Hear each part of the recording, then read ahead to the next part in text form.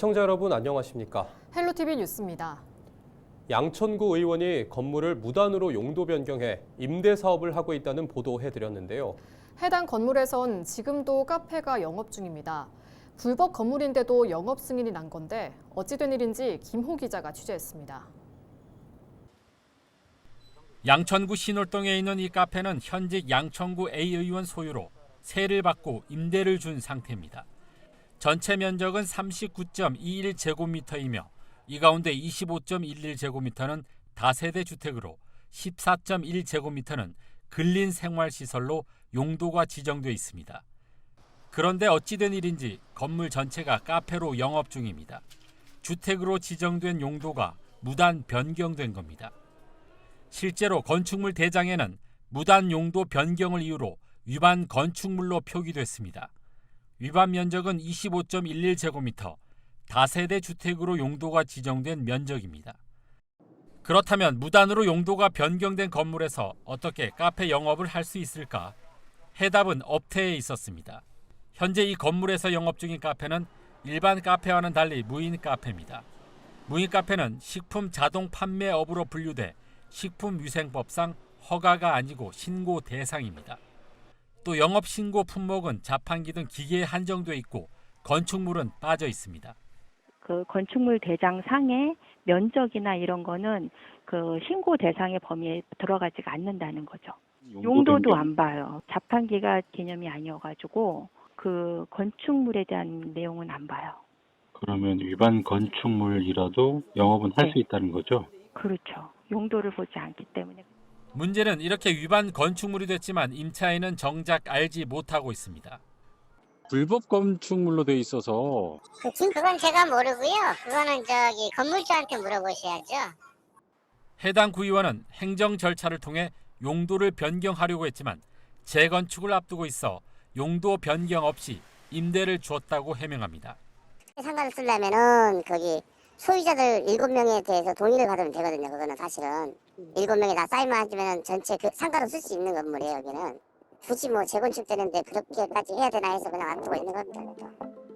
현재 무인 카페는 오는 11월까지 임대차 계약이 체결돼 있습니다. 따라서 불법 건축물에서의 카페 영업은 아무런 제재 없이 앞으로 6개월간 더 지속될 전망입니다. 현직 구의원이 법적 의무를 회피한 채 임대 수익을 올리고 있지만 제재가 쉽지 않은 상황입니다. 행정당국의 철저한 관리와 제도 개선이 필요해 보입니다. 헬로티비 뉴스 김호입니다.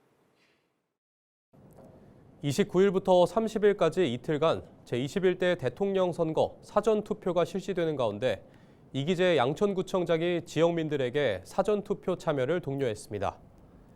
이기재 양천구청장은 사전투표를 하루 앞둔 28일 오전 SNS를 통해 공무원 800여 명을 투입해 대통령 선거를 위한 투개표 준비를 마쳤다고 밝혔습니다. 이 구청장은 사전투표를 한 유권자는 본투표 선거인 명분에 사전투표자로 자동 명시돼 중복투표는 원천적으로 차단된다고 강조했습니다. 또 개표는 수개표 방식으로 진행되고 정당 참관인들이 실시간으로 확인할 수 있도록 운영되기 때문에 외부 해킹이나 조작의 가능성 역시 차단된다고 했습니다. 그러면서 현재 시점에서 부정선거의 여지는 없다고 자신 있게 말할 수 있다며 양천구청장과 공무원을 믿고 안심하고 사전투표해달라고 부탁했습니다.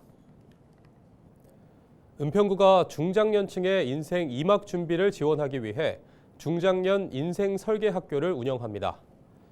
중장년 인생 설계 학교는 직업, 재무, 건강, 사회관계 등 총 4개 분야 20회차로 구성됩니다. 다음 달 16일 시작되는 직업 설계 과정을 첫 단계로 개설하는데요. 주요 내용은 재취업, 경력 전화 준비 등입니다. 대상은 40세부터 64세 이하 지역민으로 신청은 은평구청 누리집 또는 홍보물 QR코드를 통해 가능합니다. 양천구가 올여름 지역민을 위해 물놀이터 등 수경시설 19곳을 운영한다고 밝혔습니다.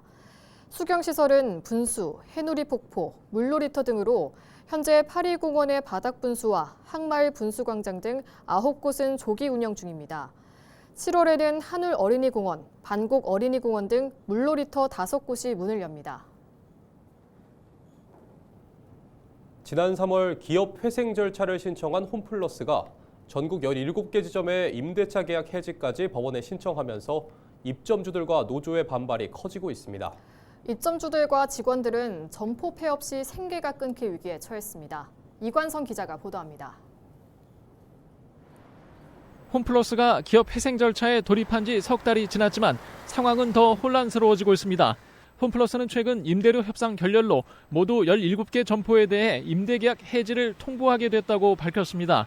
회생 절차대로 총 61개 점포 임대주들과 임대료 조정 협상에 나섰지만 임대료 조정 협상이 결렬돼 일부 점포의 임대계약 해지를 결정했다는 것입니다. 인천에서는 계산점과 숭이점, 논현점 등 3곳이 포함됐습니다. 갑작스런 상황 변화에 홈플러스 입점주들은 영업 중단을 걱정하고 있습니다. 홈플러스의 임대료 협상이 실패로 끝날 경우 점포 문을 닫을 수 있기 때문입니다. 저희 전체적으로 이제 폐점 수준으로 받는다 그러면 거기에 따른 모든 규칙 사유는 홈플러스한테 있다라는 입장이고요.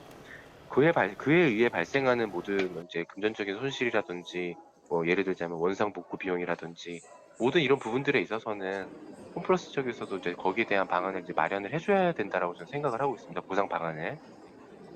홈플러스는 점포가 폐점할 경우 직원들도 인위적 구조 조정 없이 인근 점포로 전환 배치하겠다고 밝혔습니다. 하지만 마트 노조는 폐점 매장 인근에 전환 배치할 점포가 있을 때나 가능한 일이라며 사측의 고용 보장을 믿지 않고 있습니다. 노조는 이번 점포 계약 해지가 회생 절차를 빙자한 구조 조정이며 회생이 아닌 사실상의 청산 절차라고 주장하고 있습니다. 홈플러스는 회생 계획안 제출 기한이 내달 12일까지 임대주와 임대료 협상을 이어갈 계획입니다. 홈플러스 입점주들과 직원들은 폐점과 함께 생계가 끊길 위기에 처해 있습니다. 헬로티비 뉴스 이관서입니다.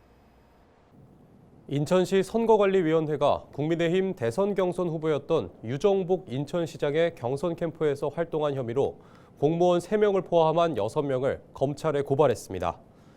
이들은 지난 4월 공무원 신분을 유지하면서 국민의힘 대선 경선 후보였던 유 시장을 수행하거나 행사 등을 지원한 혐의를 받고 있습니다. 공직선거법은 당내 경선 과정에서 국가공무원과 지방공무원의 선거운동을 금지하고 있습니다. 이와 별도로 경찰은 선거법 위반 의혹이 제기된 다른 공무원 10명에 대해서도 수사를 진행 중입니다. 검찰은 고발장을 검토한 뒤 일단 사건을 인천경찰청에 이송한 상태입니다. 해외 연수나 출장 때 경비 부풀리기 의혹 등으로 대규모 경찰 수사를 받고 있는 경기도 의회가 또다시 국외 출장을 계획하고 있습니다. 도의회 기획재정위원회 소속 의원 9명과 사무처 공무원 7명 등 모두 16명이 6월 30일부터 7월 8일까지 7박 9일 일정으로 네덜란드로 떠날 계획입니다. 문화체육관광위원회 소속 의원 13명도 오는 7월 6일부터 12일까지 6박 7일 일정으로 일본을 방문할 계획입니다. 이와 관련해 도의회 관계자는 경찰 수사 전 기획된 출장도 있고 위약금 등의 문제도 무시할 수 없어 국외 여비 규정에 맞게 일정을 추진할 수밖에 없다고 해명한 것으로 알려졌습니다. 경기도의 한 초등학교에서 학생이 교사를 폭행한 사건을 두고 전국 교직원 노동조합 경기지부가 교육당국에 강력한 대응을 요구했습니다. 전교조 초등위원회와 전교조 경기지부는 27일 입장을 내고 최근 경기도의 한 초등학교에서 담임교사가 학생으로부터 폭행과 폭언을 당한 사건은 공교육의 기반을 흔드는 폭력이라고 규정했습니다. 특히 가해 학생으로부터 교사와 다른 학생 보호 조치가 제대로 이뤄지지 않았다면서 올해 초중등 교육법이 개정되면서 분리 조치에 대한 법적 근거가 생겼지만 현장은 유명무실한 상태라고 지적했습니다.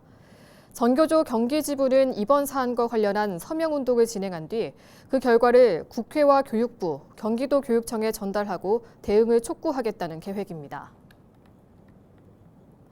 인천 지역 시민단체들이 인천 갯벌의 세계 자연유산 등재 신청을 추진합니다. 인천환경운동연합 등 63개 시민단체로 구성된 인천 갯벌 세계유산 추진 시민협력단은 기자회견을 열고 인천 갯벌의 세계 자연유산 등재를 위해 인천 시민 이름으로 신청서를 제출할 계획이라고 밝혔습니다. 유네스코는 지난 2021년 7월 충남 서천과 전북 고창, 전남 신안과 보성, 순청 등 4곳의 갯벌을 세계유산으로 등재했습니다. 당시 인천 갯벌은 등재에 실패했으나 유네스코가 추가 등재 신청을 권고해 내년 열리는 세계유산위원회 심의를 다시 받을 수 있는 기회를 얻었습니다. 그러나 국가유산청이 지난 2월 유네스코에 제출한 신청서에 인천 갯벌은 포함되지 않았습니다. 인천의 해당 기초단체에서 지역 주민들의 반대가 심하다며 동의하지 않았기 때문입니다. 추진단은 인천시는 인천 갯벌이 세계자연유산으로 등재되면 개발 행위에 제약이 따를 것으로 우려해 신청 절차에 적극적으로 나서지 않았다면서 민간 차원에서 관련 국제기구와 전문가 단체에 인천 갯벌 추가 등재에 대한 인천 시민의 염원을 적극 알리겠다고 말했습니다.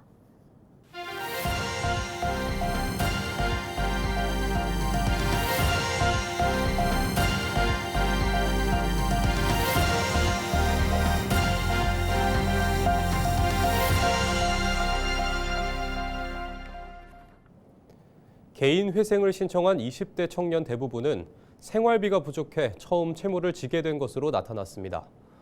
서울금융복지상담센터가 지난해 개인 회생을 신청한 만 29세 이하 청년 1,300여 명을 대상으로 조사한 내용을 보면 개인 회생 청년의 채무액은 4천만 원에서 6천만 원 미만이 가장 많았습니다. 최초 채무 발생 원인으로는 생활비 마련이 70%로 가장 많았고 주거비, 과소비, 가족 지원 순이었습니다. 특히 개인 회생 신청자 대부분이 부채 돌려막기를 하면서 높은 이자를 부담하게 되고 일부는 소득 공백까지 맞물려 회생 신청에 이르는 것으로 파악됐습니다. 이들 대부분은 정서적 어려움을 호소했으며 일부는 자살 충동을 경험했다고 했습니다. 서울시의회가 결혼준비 대행업의 소비자 피해를 줄이기 위한 일명 안심 웨딩 준비 조례 제정을 추진합니다. 서울시의회 김동국 의원이 결혼준비 대행업 관리와 소비자 보호에 관한 조례안을 대표 발의했습니다. 조례안은 결혼준비 계약의 투명성을 높이기 위한 표준 계약서 도입, 정보 제공 의무, 민원 처리 절차 명문화 등을 내용을 담고 있습니다. 김동국 의원은 결혼준비 대행업의 계약 불이행과 환불 분쟁 등 소비자 피해가 반복되고 있다며 서울시 차원의 체계적인 관리와 보호 기준 마련이 필요하다고 밝혔습니다. 해당 조례안은 다음 달 열리는 제311회 정례회에서 심의될 예정입니다. 인천시가 전국 최초로 인공지능 대화형 플랫폼인 챗GPT 앱을 통해 부동산 시장 동향을 공개합니다. 시는 그동안 국토교통부에서 공표하는 부동산 통계를 바탕으로 자체 분석한 인천 중심의 부동산 시장 동향을 시 누리집과 보도자료를 통해 공개해왔습니다. 이번에는 생성형 인공지능 활용 시대 흐름에 발맞춰 전국 최초로 챗GPT 앱을 통해 시민 누구나 쉽게 실시간 맞춤형 대화 형식으로 부동산 정보를 확인할 수 있도록 했습니다. 해당 서비스는 챗GPT 앱에서 GPT 탐색 메뉴를 통해 인천 부동산 시장 동향을 검색하면 이용할 수 있습니다. 주택 매매나 전월세 가격 변동률, 주택과 토지 거래량, 지가 변동률, 평균 주택 가격 등 다양한 부동산 통계를 맞춤형 대화 방식으로 쉽게 파악할 수 있습니다. 경기도와 경기관광공사가 지난 27일 장수성 수저우에 위치한 통청 여행 본사에서 관광 마케팅 협력에 관한 업무 협약을 체결했다고 밝혔습니다. 이번 업무 협약은 양사 간 공동 관광 마케팅 협력 체계를 구축하고 경기도와 중국 자매 지역 간 여행 분야 협업 확대 및 한중 간 관광 교류 활성화를 위해 이뤄졌습니다. 이에 따라 양사는 주요 여행 성수기 활용 중국 관광객 유치 공동 마케팅과 경기도의 다양한 콘텐츠를 활용한 신규 상품 개발 및 홍보, 양국 지속 가능 관광 산업 발전과 글로벌 트렌드 선도를 위한 공동 노력 등 각종 협력 사업을 추진할 계획입니다. 경기도가 반려마루 여주에서 위탁 보호하고 있는 경북 산불 피해 현장에서 구조된 반려견들에 대한 화상 치료와 건강 검진, 중성화 수술 등을 마치고 입양 준비를 완료했다고 밝혔습니다. 반려마루 여주는 동물보호단체 연합 루시의 친구들과 연계해 경북 산불 피해 현장에서 구조된 반려견 56마리를 위탁 보호 지원하고 있습니다. 이상으로 뉴스를 마칩니다. 시청해주신 여러분 고맙습니다.